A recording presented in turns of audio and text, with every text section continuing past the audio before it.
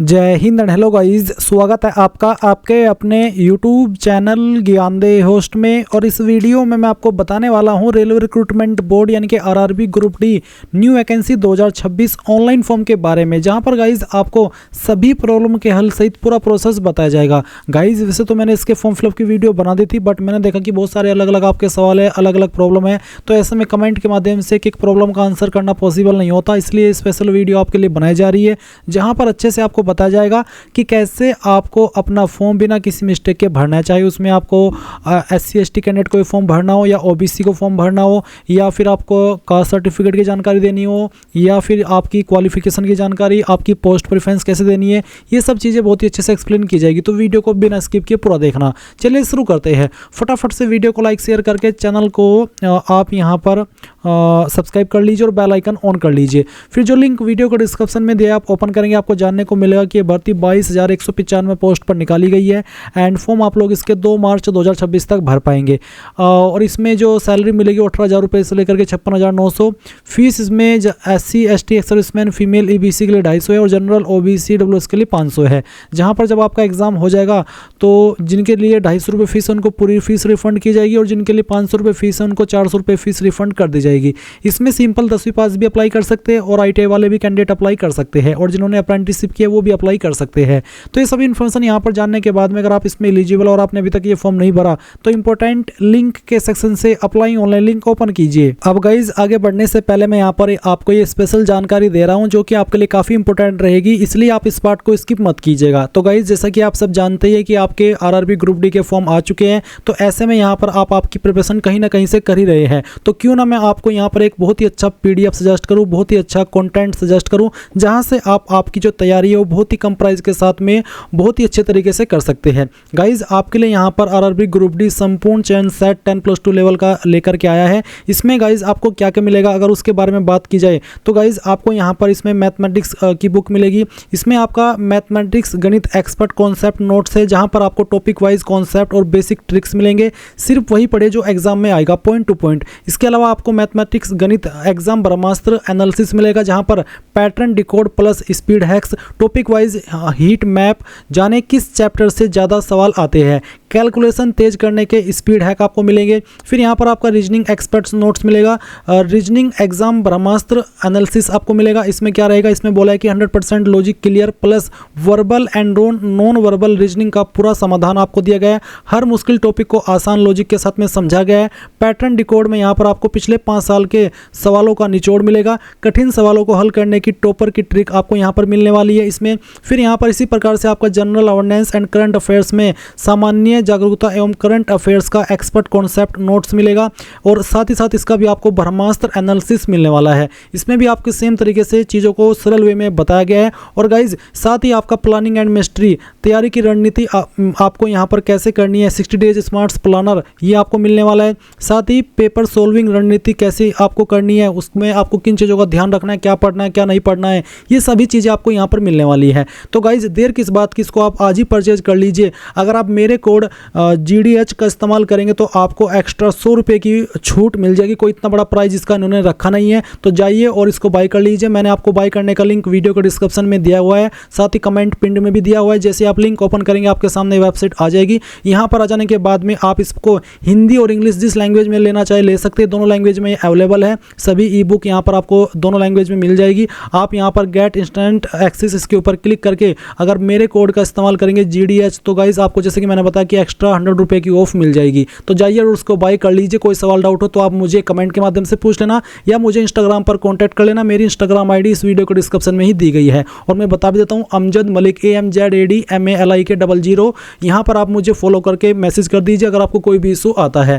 आपके सामने यहाँ पर आरआरबी की ऑफिशियल वेबसाइट आ जाएगी। मैं आपको बता दूँ कि अगर आपने इस वेबसाइट का इस्तेमाल करके कोई भी फॉर्म भरा है जो कि आपकी 2024 के अंदर ये वेबसाइट लॉन्च की गई थी, तो अगर आपने 2024 के अंदर कोई फॉर्म भरा हो या फिर 2025 के अंदर कोई फॉर्म भरा हो तो आपका अकाउंट पहले से बना हुआ है, आप नया अकाउंट नहीं क्रिएट करेंगे और वो क्रिएट हो भी नहीं पाएगा, तो आप डायरेक्टली लॉगिन करेंगे। इसके लिए आपको लॉगिन के ऊपर क्लिक करना होगा और आपके पास 2 विकल्प है लॉगिन होने के। पहला है लॉगिन विद आधार। अगर आप ये माध्यम सेलेक्ट करते हैं तो आपको यहाँ पर वो नंबर डालना है जो कि आपका आधार के साथ में लिंक है। फिर जनरेट आधार OTP के ऊपर क्लिक करना है, आपके नंबर के ऊपर एक OTP जाएगा, वो आप यहाँ पर डालेंगे और यहाँ पर टिक करके इसमें लॉगिन हो जाएंगे। और गाइज अगर आपको इस वाले लॉगिन वाले प्रोसेस में प्रॉब्लम आ रही है तो आप login with RRB account credential इसके ऊपर क्लिक करेंगे। यहाँ पर आपको आपका रजिस्टर्ड नंबर या ईमेल एड्रेस डालना है कोई एक चीज़, फिर जो पासवर्ड आपने बनाया था वो आप यहाँ पर डालेंगे एंड देन आप यहाँ पर लॉगिन हो जाएंगे। अगर गाइज आप आपका पासवर्ड भूल चुके हैं तो आप फॉरगॉट पासवर्ड पर क्लिक करना, यहाँ पर आपका रजिस्टर्ड नंबर या ईमेल एड्रेस डालना, आपका डेट ऑफ बर्थ सेलेक्ट करना और फिर प्रोसीड के ऊपर क्लिक करना। देन आपको OTP वेरिफिकेशन के माध्यम से एक न्यू पासवर्ड सेंड किया जाएगा जिसका इस्तेमाल करके आप लॉगिन हो जाएंगे। अब गाइज ये जानकारी तो हुई उन कैंडिडेट के बारे में जो कि पहले से इस वेबसाइट के ऊपर रजिस्टर्ड है। अब बात कर लेते हैं उनके बारे में जो कि पहली बार ये फॉर्म भरने वाले हैं इस वेबसाइट का इस्तेमाल करते हुए।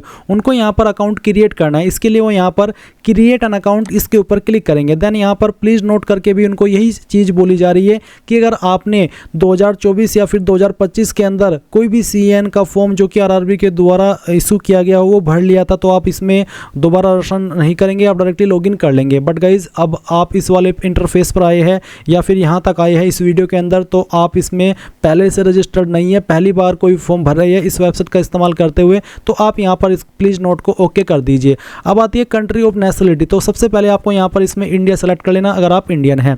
फिर आपको यहाँ पर आपका जो फुल नेम है वो एंटर करना है 10th के सर्टिफिकेट के अकॉर्डिंग। और गाइज इस फुल नेम को आपको यहाँ पर दोबारा डाल करके वेरीफाई भी कर देना है। फिर आपसे पूछेगी कि आपने 10वीं के बाद में आपका नाम बदला है, अगर हाँ तो यस, नहीं तो आप नो कर देंगे। फिर जो आपका डेट ऑफ बर्थ है वो आप यहाँ पर कैलेंडर के ऊपर क्लिक करके सिलेक्ट करेंगे। पहले आप यहाँ से आपका जो ईयर है वो सिलेक्ट कर लेंगे, फिर उसके बाद में आपको यहाँ पर जो आपका मंथ है वो सिलेक्ट करना है एंड देन यहाँ पर डे, तो आपका डेट ऑफ बर्थ आ जाएगा। फिर गाइज आपको डेट ऑफ बर्थ को यहाँ पर दोबारा से यहाँ पर डाल के वेरीफाई करना है। तो जो भी आपका डेट ऑफ बर्थ अभी आपने भरा वो आप यहाँ पर एंटर कर दें। इसके बाद आप आपका जेंडर सेलेक्ट कर लेंगे, मेल या फीमेल। जेंडर को दोबारा सेलेक्ट करके वेरीफाई कर देंगे। सेम वे में आप यहाँ पर आपका जो फादर नेम है वो एंटर करेंगे, ये भी आपको 10th के सर्टिफिकेट के अकॉर्डिंग फिल करना है। तो फादर नेम को आपको यहाँ पर दोबारा डाल करके वेरीफाई कर देना है। इसके बाद आप यहाँ पर आपकी माताजी का नाम एंटर करेंगे, माताजी के नाम को दोबारा डाल करके वेरीफाई कर देंगे। फिर आती कॉन्टैक्ट डिटेल, यहाँ पर आप आपकी ईमेल एड्रेस डालेंगे जो कि आप रजिस्टर करना चाहते हैं और फिर जनरेट ईमेल OTP के ऊपर क्लिक करेंगे। आपकी इस ईमेल के ऊपर एक OTP सेंड किया जाएगा जो कि आप यहाँ पर डाल करके वेरीफाई कर देंगे। सेम वे में आप आपका मोबाइल नंबर डालेंगे और जनरेट मोबाइल OTP इसके ऊपर क्लिक करके इसको भी वेरीफाई कर देंगे। अब आपके पास 3 ऑप्शन नीचे यहाँ पर है, एक है वेरिफिकेशन थ्रू डिजिलॉकर और दूसरा है वेरिफिकेशन थ्रू आधार कार्ड या फिर I do not have Aadhaar card. तो अगर आप डिजिलॉकर के माध्यम से वेरिफिकेशन करना चाहते तो आपको वेरिफिकेशन थ्रू डिजिलॉकर इसके ऊपर क्लिक करना होगा, आपको डिजिलॉकर की वेबसाइट के ऊपर ट्रांसफर किया जाएगा। अगर आपका डिजिलॉकर की वेबसाइट के ऊपर पहले से अकाउंट बना हुआ है तो आप डायरेक्टली लॉगिन करके अपनी परमिशंस अलाउ कर देंगे और जो आपकी डिटेल्स हैं जो भी आपने वहाँ पर डिजिलॉकर के ऊपर डॉक्यूमेंट्स अपलोड किए वो यहाँ पर सभी फैच कर ले जाएंगे। और अगर आप आधार कार्ड के थ्रू इसमें वेरिफिकेशन कराना चाहते तो आप इसके ऊपर क्लिक करेंगे, देन आपको आधार की वेबसाइट के ऊपर ट्रांसफर किया जाएगा। वो कैसे आप देख लीजिए, नीचे यहाँ पर आपसे आपका आधार नंबर मांगा है, जैसे आप आपका आधार नंबर डालेंगे जनरेट आधार OTP के ऊपर क्लिक करेंगे तो गाइज यहाँ पर एक OTP आपको सेंड किया जाएगा, वो OTP डालेंगे और वेरीफाई के ऊपर क्लिक करके उसको वेरीफाई कर देंगे। इसके बाद आप यहाँ पर टिक करेंगे, फिर आप एक पासवर्ड क्रिएट करेंगे। पासवर्ड आपका कैसा उसका आप एग्जांपल देख लीजिए। पासवर्ड के अंदर इंग्लिश का कैपिटल लेटर कम से कम एक, स्मॉल लेटर कम से कम एक स्पेशल कैरेक्टर और साथ ही डिजिट, कुछ इस तरह का पासवर्ड आप बना लेंगे अपनी मर्जी से और उस पासवर्ड को दोबारा डाल करके वेरीफाई कर देंगे। फिर आप यहाँ पर आई एम नॉट रोबोट के ऊपर क्लिक करेंगे और preview and create an account इसके ऊपर क्लिक करेंगे। इसके ऊपर क्लिक करने के बाद जो भी जानकारी आपने शुरू से लेकर अभी तक भरी है वो सभी आपके सामने आएगी। अच्छे से जानकारी एक एक करके चेक कर लेना क्योंकि ये वो सब जानकारी है जो कि करेक्शन के टाइम भी आप एडिट नहीं कर पाएंगे, इसलिए सभी जानकारी अच्छे से चेक करनी है, टाइम लगा करके एक एक स्पेलिंग, ताकि आपको पूरी तरीके से सियोरिटी हो जाए कि यहाँ सभी इन्फॉर्मेशन सही है। और जब आपकी इन्फॉर्मेशन बिल्कुल करेक्ट हो तब आप यहाँ पर इसको सबमिट कर देना। जैसे ही आप ये प्रोसेस कंप्लीट कर लेंगे आपका अकाउंट क्रिएट हो जाएगा। अब आप यहाँ पर इस वाले इंटरफेस पर आएंगे और लॉगिन करेंगे। लॉगिन करने के लिए आपके पास यहाँ पर 2 विकल्प हैं, एक है आधार वाला, अगर आपने आधार के थ्रू वेरिफिकेशन किया है तो आप यहाँ पर लॉगिन विद आधार सेलेक्ट करके आपका वो नंबर डालिए जो आधार के साथ में लिंक है और जनरेट आधार OTP के ऊपर क्लिक कीजिए और जो OTP आएगा वो यहाँ पर डाल करके आई एम नॉट रोबोट के ऊपर क्लिक करके लॉगिन हो जाइएगा। अगर इसमें कोई इशू आ जाता है तो आप login with RRB account credential इसके ऊपर क्लिक करना, आपका रजिस्टर्ड नंबर या ईमेल एड्रेस यहाँ पर डालना और जो पासवर्ड अभी आपने बनाया अपनी मर्जी से वो यहाँ पर डालना और फिर यहाँ पर आई एम नॉट रोबोट के ऊपर क्लिक करके लॉगिन के ऊपर क्लिक करना। इसके बाद में गाइज आपके सामने यहाँ पर OTP सेंड करने का विकल्प आएगा। आपको सेलेक्ट करना होगा कि आप OTP ईमेल पर चाहते हैं या फिर नंबर पर, जो भी माध्यम आप सेलेक्ट कर लेते हैं उसी के ऊपर आपको OTP सेंड किया जाएगा। वो OTP OTP आप यहाँ पर डालेंगे और लॉगिन के ऊपर क्लिक कर देंगे। कई बार OTP आने में थोड़ा लेट हो जाता है, इसलिए आपको थोड़ा सा वेट कर लेना है। अब आप यहाँ पर क्या करेंगे, ऑनलाइन एप्लीकेशन के सेक्शन में क्लिक करेंगे। आपको यहाँ पर आपकी वैकेंसी देखने को मिल जाएगी। कुछ कैंडिडेट यहाँ पर इसमें प्रॉब्लम फेस कर रहे हैं कि उनके सामने दिल्ली जोन नहीं आ रहा है। तो गाइज जिन कैंडिडेट के सामने यहाँ पर दिल्ली जोन नहीं आ रहा है उनको यहाँ पर इसमें चंडीगढ़ जोन से अप्लाई कर लेना है, क्योंकि यहाँ पर दिल्ली जोन का जो एक सब कॉन्टिनेंट जोन है वो यहाँ पर चंडीगढ़ माना जाता है। प्रीवियस भर्ती में भी कुछ ऐसा ही हुआ था। तो यहाँ पर अगर आपको दिल्ली जोन में अप्लाई करना है तो आप चंडीगढ़ सेलेक्ट कर लेना।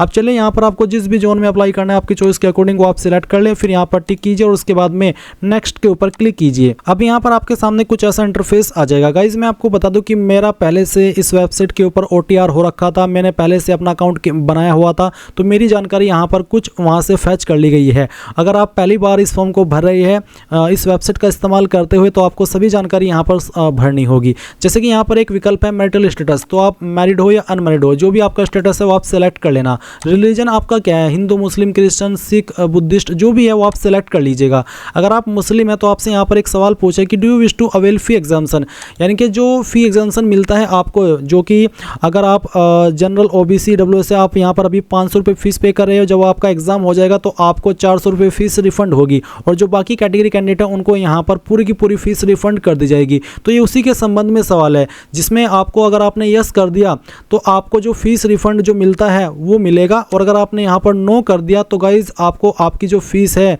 वो रिफंड नहीं की जाएगी। जैसे कि मैंने यहाँ पर इस वाले ऑप्शन में यस किया, तो यस करने पर यहाँ पर मेरे सामने एक इन्फॉर्मेशन आई है जहाँ पर ये बोला है कि you have claimed waiver of examination fee, you will be required to furnish an affidavit on non judicial stamp paper mentioning your minority community at the time of document verification, यानी कि आपको यहाँ पर आपका जो कास्ट सर्टिफिकेट है वो show करना होगा, जिसमें कि आपको ये दर्शाया गया हो कि हाँ आप आपकी जो फीस है वो रिफंड चाहते हैं। तो आप यहाँ पर I understand and I agree इसके ऊपर क्लिक करेंगे। अगर यहाँ पर आप do you wish to avail fee examination में नो कर देते हैं तो गाइज आपको जो फीस रिफंड होती है आपके एग्जाम के बाद में वो फीस रिफंड नहीं होगी। इसलिए आप यहाँ पर सभी कैंडिडेट अगर आपके सामने ये ऑप्शन आए तो आप इसमें यस करना। फिर जब आपका एग्जाम हो जाएगा तो जनरल OBC EWS को 400 रुपये फीस रिफंड होगी, और जो बाकी कैटेगरी कैंडिडेट हैं उनको यहाँ पर जो पूरी की पूरी फीस है वो रिफंड कर दी जाएगी। अब आता है मदर टंग, यानी कि आपकी मातृभाषा कौन सी है। आप जिस भी स्टेट में हैं और उस स्टेट की जो लोकल लैंग्वेज है वो जो वहाँ पर बोली जाती है वो लोकल लैंग्वेज आप यहाँ पर सेलेक्ट कर लेंगे, वही आपकी मदर टंग कहलाई जाती है। अब आता है choice of language for examination, आपकी जो एग्जाम है वो आप किस लैंग्वेज में देना चाहते हैं। इनमें से जो भी लैंग्वेज आप सेलेक्ट कर लेंगे फिर इसी लैंग्वेज में आपको एग्जाम देना होगा। फिर आता है permanent visible mark of identification, आपकी बॉडी के ऊपर ऐसा निशान जिससे आपकी बॉडी की पहचान होती है। निशान आपकी बॉडी के ऊपर कहीं पर भी हो सकता है, तो इस निशान के बारे में आपको यहाँ पर लिख देना है, और ये निशान आपका जलने का, कटने का, बर्थ मार्क कुछ भी हो सकता है। फिर दूसरा मार्क है, अगर आपकी बॉडी के ऊपर एक से ज़्यादा निशान है तो आप दूसरे निशान के बारे में यहाँ पर लिख दीजिए। इसके बाद आती है कास्ट कम्युनिटी, यानी कि आपकी कास्ट कैटेगरी कौन सी है, जनरल हो, ST हो, OBC हो या फिर EWS है। जो भी आपकी कास्ट कैटेगरी है वही आप सिलेक्ट करेंगे। अगर आप अनरिजर्व्ड है, जनरल है, तो आपके सामने कोई अतिरिक्त ऑप्शन नहीं आएगा। बट अगर आपकी कैटेगरी ST है तो यहाँ पर गाइज आपके सामने अतिरिक्त ऑप्शन आएगा, जैसे कि आप देख सकते हैं कि SC ST कैंडिडेट को यहाँ पर जो आपका सर्टिफिकेट है वो देना होगा। मैं यहाँ पर I understand and I agree इसके ऊपर क्लिक करता हूँ। आपके सामने कुछ इस तरह से विकल्प आएंगे। अगर आप OBC सिलेक्ट करते हैं तो भी आपके सामने यहाँ पर इसी तरीके से विकल्प आएंगे। OBC सिलेक्ट करने पर एक अतिरिक्त विकल्प ये है कि जहाँ पर पूछा कि सिलेक्ट नॉन क्रीमी या फिर creamy layer status under OBC।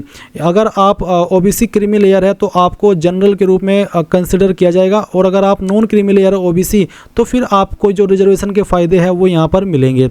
तो चलिए मैं यहाँ पर नॉन क्रीमी लेयर सेलेक्ट करता हूँ। तो इसके बाद में आपको ये बोला है कि जो आपका OBC सर्टिफिकेट है वो आपका 1 अप्रैल 2025 के बाद का बना होना चाहिए और 2 मार्च 2026 के बीच, यानी कि आपका कास्ट सर्टिफिकेट 1 अप्रैल 2025 से लेकर के 2 मार्च 2026 के बीच का बना होना चाहिए, और उसमें जो आपकी मैक्सिमम इनकम है वो 8 लाख से ज़्यादा ना हो। अगर उसमें 8 लाख से ज़्यादा इनकम आपने दिखाई तो फिर आपको यहाँ पर रिजर्वेशन का फ़ायदा OBC का नहीं मिलेगा, तो उससे कम ही रहनी चाहिए। तो आप I understand and I agree इसके ऊपर क्लिक कर देंगे। रही बात विकल्प की, तो विकल्प इस तरह से आपके सामने आएंगे। अगर आप SC ST है तो भी आपके सामने ये सब विकल्प आएंगे, और अगर आप OBC है तो भी आपके सामने यही वाले विकल्प आएंगे। जहाँ पर पूछे नेम ऑफ द कास्ट, अब जो आपका सर्टिफिकेट है वो आपका सेंट्रल का बना होना चाहिए, क्योंकि गाइज ये भर्ती सेंट्रल गवर्नमेंट की है। अभी आप वीडियो के अंदर एक सेंट्रल का कास्ट सर्टिफिकेट देख रहे हैं जो कि OBC का है। इसमें यहाँ पर आपको मैं ये चीज़ एक्सप्लेन करूँगा कि कहाँ पर क्या जानकारी लिखी होती है। तो इसमें गाइज अभी सबसे पहले आपसे पूछिए इसमें नेम ऑफ द कास्ट, तो कास्ट इसमें कहाँ पर मेंशन होती है। तो इसमें यहाँ पर आप देख सकते हैं इस कैंडिडेट की जो कास्ट है वो यहाँ पर लिखा गया है तेली कम्युनिटी। आप देख सकते हैं Uttar Pradesh state belongs to the Teli community, यानी कि यहाँ पर जो आपको लिखा होगा कास्ट, वो कास्ट आपको यहाँ पर इसमें नेम ऑफ द कास्ट में लिख देना है इस तरह से। उसके बाद में पूछा है कम्युनिटी सर्टिफिकेट नंबर, तो कम्युनिटी सर्टिफिकेट नंबर क्या है आप यहाँ पर देख सकते हैं। इसमें आवेदन क्रमांक है और प्रमाण पत्र क्रमांक है। तो गाइज जो आपका प्रमाण पत्र क्रमांक है यही आपका सर्टिफिकेट नंबर कहलाया जाता है। तो आप यहाँ पर इसमें सर्टिफिकेट नंबर में जो आपके सर्टिफिकेट में लिखा है प्रमाण पत्र क्रमांक वो लिख देंगे। उसके बाद आते हैं कम्युनिटी सर्टिफिकेट इश्यूइंग अथॉरिटी, कौन सी अथॉरिटी ने इसको जारी किया। यहाँ पर काफ़ी सारी पोस्ट दी गई है।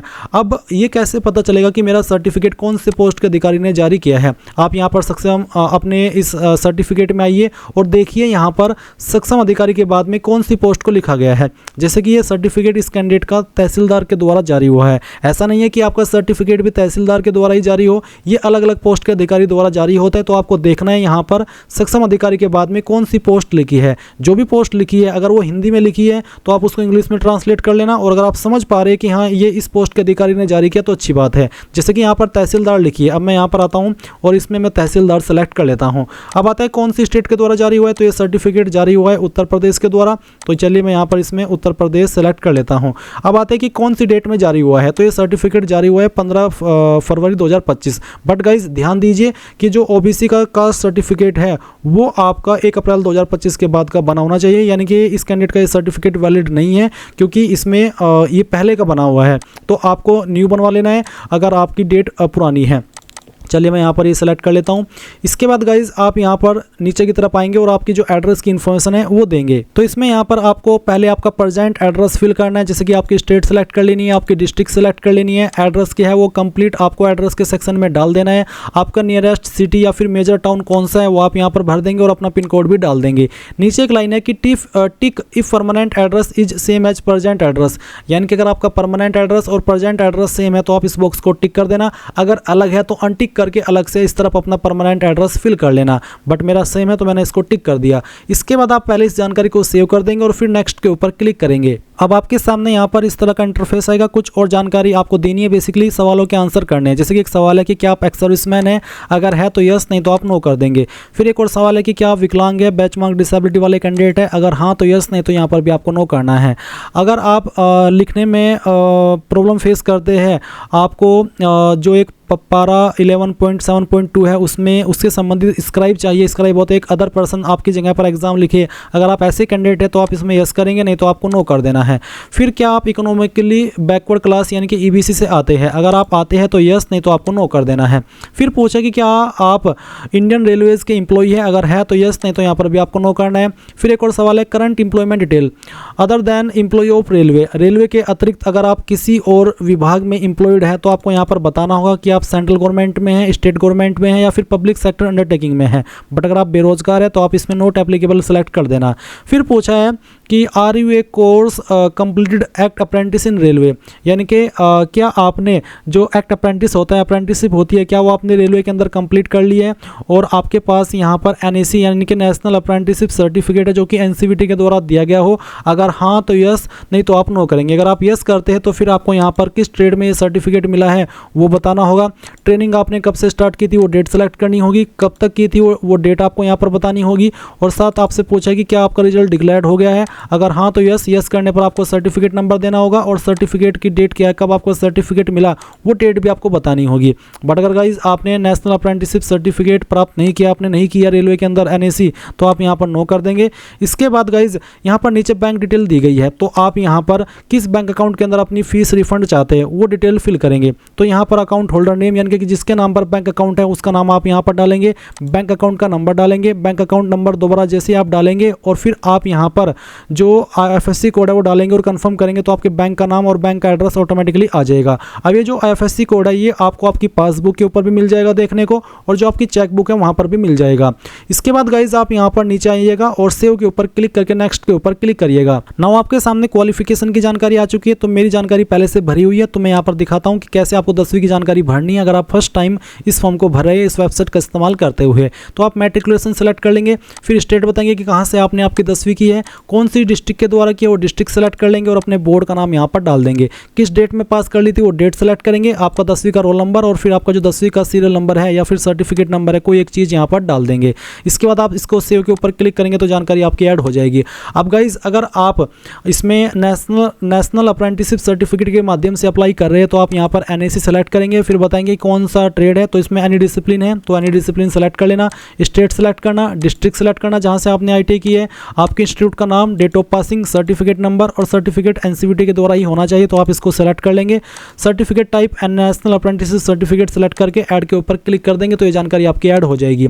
अब अगर आप ITI के माध्यम से अप्लाई करें तो आप ITI सेलेक्ट करेंगे, ट्रेड सेलेक्ट करेंगे, एनी डिसिप्लिन इसमें ऑप्शन है यानी कि कोई भी डिसिप्लिन वाला इसमें अप्लाई कर सकता है, फिर आपकी स्टेट, आपकी डिस्ट्रिक्ट, आपका इंस्टीट्यूट का नाम जहाँ से आपने ITI की है, डेट ऑफ पासिंग, सर्टिफिकेट किसके द्वारा मिला है NCVT या फिर SCVT वो सेलेक्ट करेंगे, और सर्टिफिकेट टाइप आपको बताना है कि नेशनल ट्रेड सर्टिफिकेट है या फिर स्टेट ट्रेड सर्टिफिकेट है, और फिर आप ऐड के ऊपर क्लिक करके इसको भी ऐड कर देंगे। इसके अलावा अगर आप 12वीं की इन्फॉर्मेशन देना चाहते हैं, आपने 12वीं किया तो आप दे सकते हैं, वैसे कंपलसरी रूप में इसमें या तो 10वीं या ITI या फिर NAC यानी कि नेशनल अप्रेंटिसशिप सर्टिफिकेट, बट अगर आप 12वीं की इन्फॉर्मेशन देना चाहें तो आप दे सकते हैं यहाँ पर अगर विकल्प आ रहा है, नहीं तो सिंपल 10वीं की जानकारी भरिए और आगे कुछ और भरने की आवश्यकता नहीं है। अब आप यहाँ पर नेक्स्ट के ऊपर क्लिक करिएगा।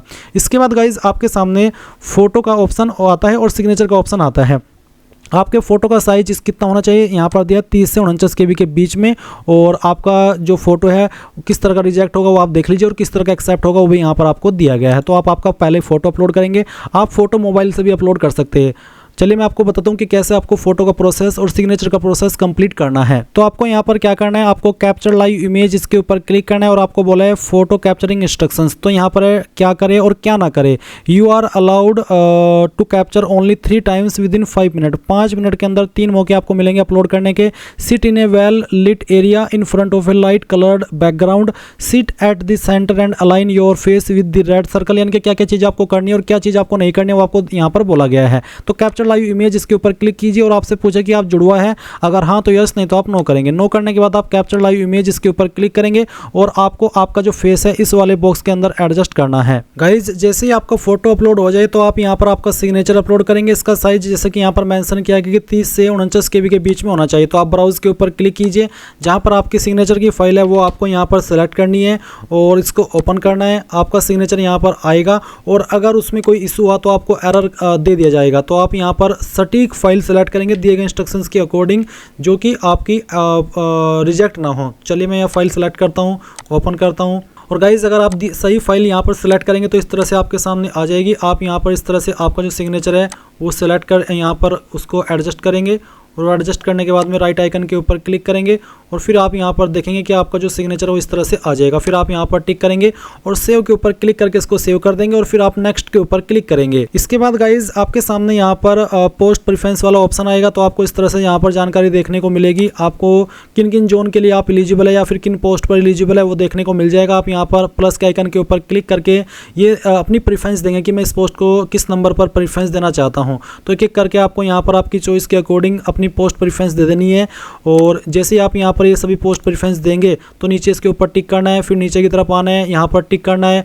पहले इसमें आपको आपका नाम नहीं बल्कि उस जगह का नाम देना है जहाँ से आप फॉर्म को भर रहे हैं। तो आप यहाँ पर जिस भी सिटी से अपने फॉर्म भरे उसका नाम दे देना और सेव के ऊपर क्लिक करके प्रीव्यू पर क्लिक करना।